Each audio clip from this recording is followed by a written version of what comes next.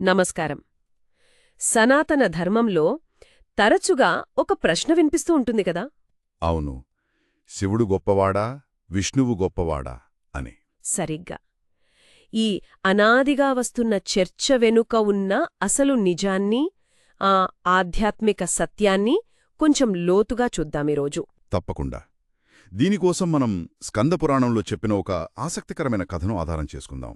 స్కందపురాణమా? అవును. చాలామంది భక్తుల్లో ఉండే ఈ భేదభావాన్ని, అంటే ఈ తేడాలను పోగొట్టడానికి ఆ దేవతలే తమ రూపాలను వార్చుకున్నారట. హా, నిజంగానా? ఆ కథ అదే వివరిస్తుంది. ఇందులో చాలా లోతైన సందేశం దాగి ఉంది. వినడానికే ఆసక్తిగా ఉంది. మరి అంటే శివుడు, ఆ లయపారుడు, తాపసి, అలాగే విష్ణువు అంటే సృష్టికర్త, ధర్మ సంరక్షకుడు. అవును. వీరిద్దరిలో ఎవరు గొప్ప అనే చర్చ దేవలోకంలో కూడా జరిగిందా? చాలా తీవ్రంగా జరిగిందట. చివరికి ఆ దేవతల చెవినే పడిందట ఈ విషయం. అలాగా? మరి వాళ్ళు ఎలా స్పందించారు? ఎలా పరిష్కరించుకోవాలనుకున్నారు దీన్ని? అక్కడికే వస్తున్నాం. ఈ సందేహాన్ని ఎలాగైనా తీర్చాలని స్వయంగా శ్రీ మహావిష్ణువే కైలాసానికి వెళ్లారట. శివుడున్న చోటికి? అవును. అక్కడ ధ్యానంలో ఉన్న శివుడి దగ్గరకు వెళ్లి, ఓ మహాదేవా అన్నారట. చూడండి, లోకంలో కొందరు మిమ్మల్ని గొప్ప అంటున్నారు, ఇంకొందరు నన్ను పరమాత్మ అంటున్నారు.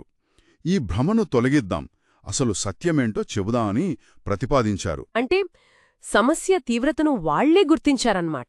ఖచ్చితంగా. మరి శివుడి స్పందన ఆయనేమన్నారు? ఆయన చిరునవ్వుతో సరే అన్నారట.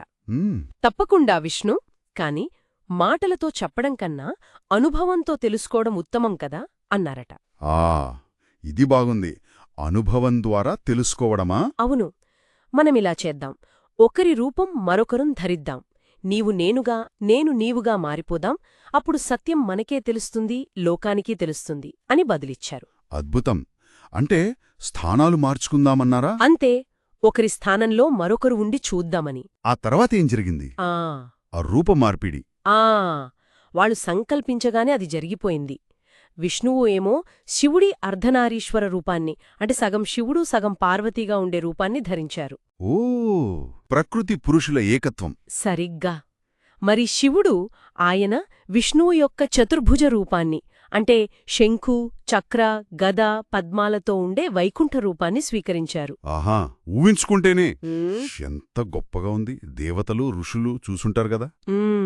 దేవతలు, ఋషులు, చివరికి ఆదిశేషుడు కూడా ఆశ్చర్యపోయారట. యావత్ విశ్వం ఒక్క క్షణంపాటు ఆ అద్భుతమైన మార్పును చూసి అంతా నివ్వెరపోయారు. ఇది కేవలం రూపం మారడం కాదు, ఒక రకంగా తత్వం మారడం కదా. అవును. మరి ఆ రూపాల్లో వాళ్ల అనుభవాలెలా ఉన్నాయి? శివుని రూపంలో విష్ణువు ఏం గ్రహించారు? శివుని రూపంలో ఉన్న విష్ణువు ఆ తాపస్సులో ఉండే తీవ్రమైన వైరాగ్యాన్ని, ప్రళయకాలంలో ఉండే ఆ అనంతమైన శూన్యతను, అదే సమయంలో సృష్టికి మూలమైన ఆ శక్తి శివుల కలయికను, ఆ సామరస్యాన్ని అనుభవించారట. ఆ వైరాగికి సృష్టిని పోషించే బాధ్యత, ఇది ఆసక్తిగా ఉంది. శివుడు విష్ణు రూపంలో ఆ స్థితికారుడిలో ఉండే అంతులేని కరుణ, ధర్మాన్ని నిలబెట్టాలనే ఆ దీక్షను, సకల జీవులను ప్రేమతో కాపాడే ఆ సర్వవ్యాపకత్వాన్ని అనుభవించారట. అంటే సృష్టిని నడపడంలో కూడా ఒక ప్రేమ, ఒక బాధ్యత ఉన్నాయని గ్రహించారన్నమాట. నిజమే. వైరాగ్యం ఎంత నిజమో సృష్టిని ప్రేమతో నడిపించడం కూడా అంతే నిజమని ఆయనకు అర్థమైంది. అంటే ఇద్దరూ తమకు భిన్నంగా కల్పించే మరొకరిలోని గొప్పతనాన్ని స్వయంగా అనుభవించారు. అవును. తర్వాత మళ్లీ తమ తమ నిజ స్వరూపాలకొచ్చారు. అప్పుడు వారి మధ్య ఒకరి పట్ల మరొకరికి గౌరవం, అవగాహన ఇంకా పెరిగాయి. ఏం మాట్లాడుకున్నారప్పుడు? విష్ణువు అన్నారట, మహాదేవా, నీలో నిశ్చలత్వం ఉంది, చలనముంది, లయం నీవే, సృష్టి నీవే, అసలు నీవు రూపాలకందని అనంతుడివి. మరి శివుడేమన్నారు? శివుడు బదిలిస్తూ, ఓ విష్ణు, నీవు సకల జీవులను పోషించే అమృతధారవు. నీ కరుణ లేకపోతే, నీ స్థితికారకత్వం లేకపోతే ఈ సృష్టే నిలవదు. ఈ జగన్నాటకానికి ఆధారమే నీవు అని అన్నారట. అంటే ఒకరి ప్రత్యేకతను మరొకరు గుర్తించారు, అవి ఎలా ఒకదానికొకటి అవసరమో తెలుసుకున్నారు. ఖచ్చితంగా పూరకాలు అని గుర్తించారు. ఆ తర్వాత జరిగిన సంఘటన ఇంకా అద్భుతమైనది కదా, ఆ కాంతి వాళ్ల స్వరం కలవడం. అవును అవును. ఇద్దరు దేవతలు అలా ఒకరినొకరు అర్థం చేసుకుని నిలబడి ఉండగా వాళ్ళిద్దరినీ వర్ణించడానికి వీలులేని ఒక బంగారు కాంతి ఆవరించిందట. బంగారు కాంత. హ్మ్.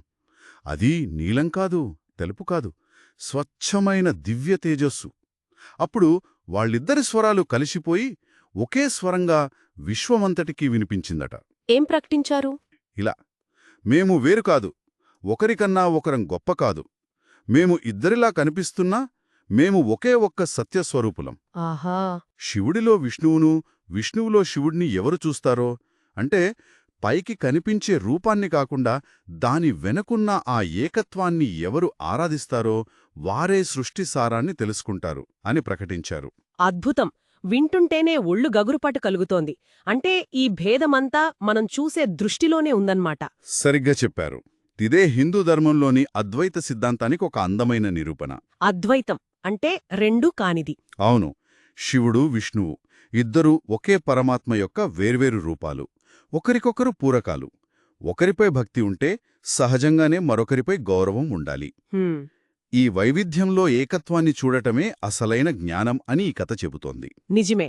గొప్ప సత్యమనేది ఈ వాదనలకు, రూపాలకు అతీతమైనది. కాబట్టి ఈ కథ నుంచి ముఖ్యంగా మనం గ్రహించాల్సిందేంటంటే శివుడికి, విష్ణువుకి మధ్య మనం చూసే తేడాలు అవి కేవలం వాళ్ల లీలలు, వాళ్ల పనులకు సంబంధించినవి. అంతే.